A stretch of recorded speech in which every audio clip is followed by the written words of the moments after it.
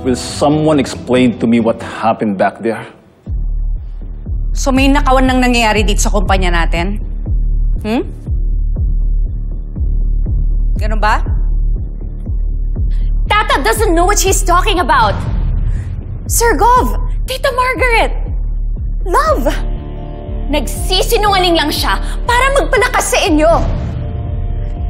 Alam niyo naman yung mga linta. She's desperate. Teka lang po hindi po ako linta, desperado at sinungaling. Ayoko naman po umabot sa ganito eh. Sadyang napansin ko lang talaga yung listahan na to na napakamahal po ng mga rekado na in-order para po sa Kuya Joel's. Tata, anong alam mo sa purchase order? Wala. Hindi mo alam. Wala kang alam. Kaya huwag ka nagmamarunong. Ma'am, hindi po ako nagmamarunong. Lumaki po ako sa palengke kaya kabisado ko po yung presyohan nito. Kaya masasabi ko po na sobra po yung patong nito sa normal na presyo sa palengke.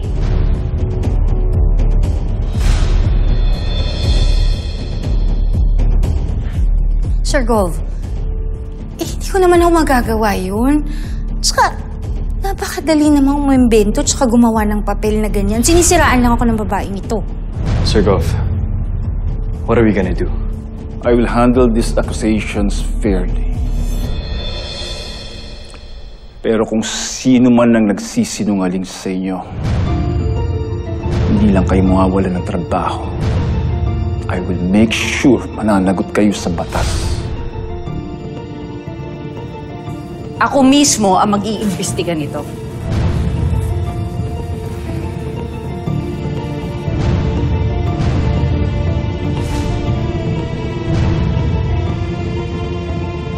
Walang lalabas sa kwartong to.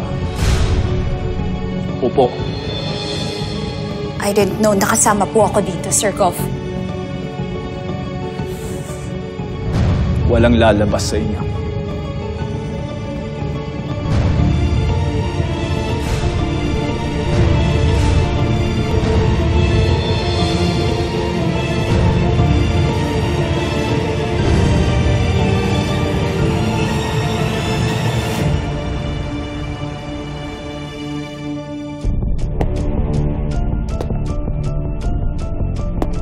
You'll be facing charges of fraud, embezzlement, and forgery, Charmaine.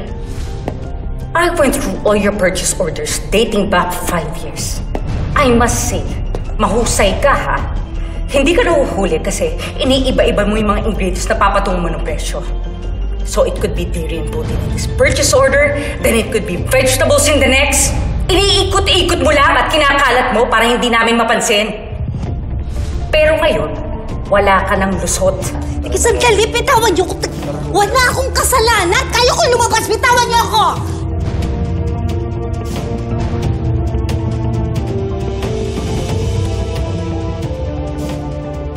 Venice?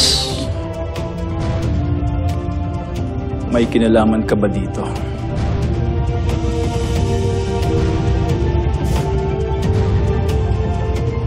Ikaw ang nag-approve ng iba dito on behalf of Francis. I'm asking you, are you an accomplice to this crime? No, Sir Gov. Wala akong kinalaman sa kalokohan ng babaeng yan. Inaprobahan ko and I signed those papers because nagtiwala kami ni Francis. Nagtiwala kami sa babaeng noon, but how would I have known? Nung babaeng yon, di ba kanina pinagtatanggol mo? You were even willing to take a bullet for her. Di ba malapit kayo sa isa't isa? No! Magkakilala lang kami. Aba, malay ko ba nakikipag-close lang siya sa akin para makalusot siya sa mga ginagawa niya? Pero maniwala ka sa akin, Love, wala akong kinalaman sa ginagawa niya. I'm innocent. Kaya bago-bago ko pa nandito sa kumpanya. Sir Gov, I'm one to blame din here.